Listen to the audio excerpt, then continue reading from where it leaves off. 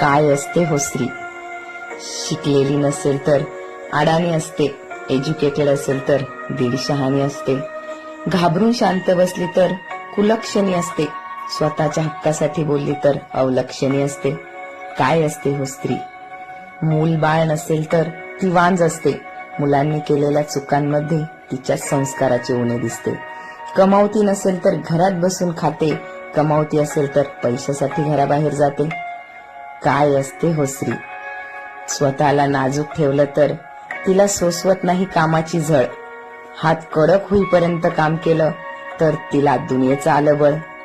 घरातील काम केलं तर ती मोलकरी नसते, बाहेर कामाला गेली तर ती चरित्रहीन असते.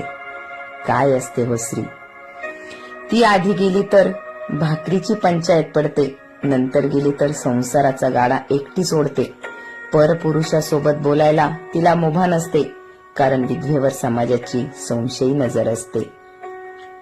काय असते हो स्त्री? साधी राहिली तर समाजासोबत चालत नाही, फॅशन केली तर संस्कृती जपत नाही.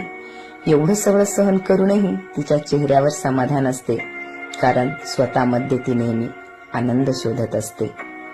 काय असते हो स्त्री?